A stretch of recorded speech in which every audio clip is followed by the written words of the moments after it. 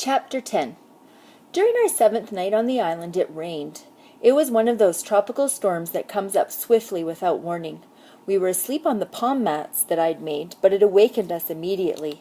The rain sounded like bullets hitting on the dried palm frond roof. We ran out into it, shouting and letting the fresh water hit our bodies.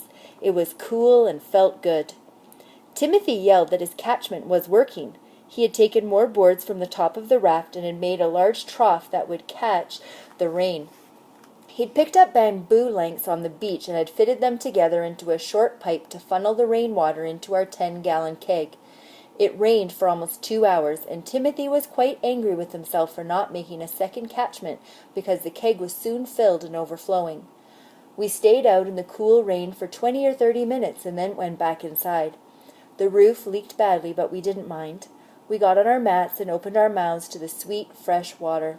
Stew Cat was huddled in a miserable ball over in a corner, Timothy said, not enjoying it at all. I liked the rain because it was something I could hear and feel, not something I must see. It peppered and burst against the frond roof, and I could hear the drips as it leaked through. The squall wind was in the tops of the palms, and I could imagine how they looked in the night sky, thrashing against each other high over our little cay. I wanted it to rain all night. We talked for a long time when the rain began to slack off. Timothy asked me about my mother and father. I told him all about them and about how we lived in Scarloo, getting very lonesome and homesick while I was telling him. He kept saying, "Ah, dat be true?" Then Timothy told me what he could remember from his own childhood. It wasn't at all like mine. He'd never gone to school and was working on a fishing boat by the time he was 10.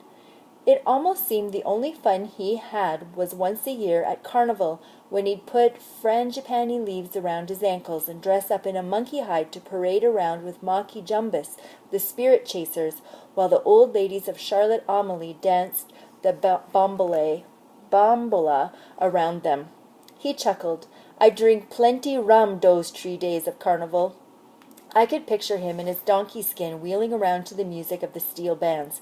They had them in Willemstad, too. Because it had been on my mind, I told him that my mother didn't like black people and asked him why. He answered slowly, "I don't like some white people my own self, but 'twould be outrageous if I didn't like any o' them." Waiting to hear it from Timothy, I asked him why there were different colors of skin, white and black, brown and red, and he laughed back. "Why be fish different color, or flower be different color? I true don't know, Philippe, but I true think beneath the skin is all the same." Herr Jonker had said something like that in school, but it did not mean quite as much as when Timothy said it. Long after he'd begun to snore in the dripping hut, I thought about it. Suddenly I wished my father and mother could see us there sitting on the little island. I moved close to Timothy's big body before I went to sleep. I remember smiling in the darkness. He felt neither white nor black. In the morning, the air was crisp and the cay smelled fresh and clean. Timothy cooked a small fish, a pompano, that he'd speared at dawn down on the reef. Neither of us had felt so good or so clean since we had been aboard the Hato, and without discussing it, we both thought this might be the day an aircraft would swing up into the Devil's Mouth, if that's where we were. The pompano, broiled over the low fire, tasted good. Of course, we were eating little but what came from the sea. Fish, langosta, mussels, or the eggs from sea urchins, those small black round sea animals with sharp spines that attach themselves to the reefs. Timothy had tried to make a stew from seaweed, but it tasted bitter. Then he'd tried to boil some new sea grape roots, but they made us ill. The only thing that ever worked for him was sea grape leaves, boiled first in seawater and then cooked in fresh water. But above us, 40 feet from the ground, Timothy said was a feast. Big, fat, green coconuts. When we'd landed, there were a few dried ones on the ground, but the meat in them was not very tasty. In a fresher one, there was still some milk, but it was rancid.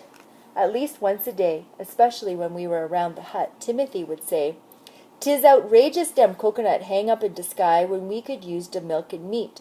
Or he'd say, "Timothy, my own self long ago could climb de palm very easy."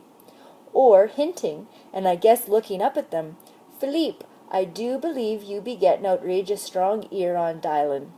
He made a point of saying that if he were only 50 again, he could climb the tree and slice them off with his knife. But at 70-odd, he did not think he could make it to the top. That morning, over breakfast, Timothy said, looking to the tops of the palms, "I'm sure a little milk from the coconut would be good now, Philippe?" As yet, I didn't have the courage to climb the palms. "Yes, it would," I said. Timothy cleared his throat, sighed deeply, and put the coconuts out of his mind, but I knew he'd try me again. He said, "Dem devilin' coconuts aside, your mudder would never be knowin', you know." I asked why. "You are very brown and very lean," he said. I tried to imagine how I looked. I knew my shirt and pants were in tatters. My hair felt ropey. There was no way to comb it. I wondered how my eyes looked, and asked Timothy about that. "They look without seas," he said. "They stare, Philippe." "Do they bother you?" Timothy laughed. "Not me. Every day I think what rare good luck I have that you be here with my own self on this outrageous humbug island." I thought a while, and then asked him, "How long was it before that friend of yours, that friend in the Barbados, could see again?" Timothy replied vaguely, "Oh, many months, I do recall." "But you told me on the raft it was only 3 days." "Did I say that?" "Yes." "Well," Timothy said, "'twas a long time ago, but he got his sight back, to be true." He paused a moment, then said, "Now I tell you, we got much work to do today." I noticed more and more that Timothy always changed the subject when we talked about my eyes. He would make any kind of an excuse. "What work?" I asked. "Now, let me see," he said. "For one thing, we must make another catchment, and we must go to the reef for food, and—" I waited. Timothy finally exploded. "Now that is a lot of work, Philippe, to be true."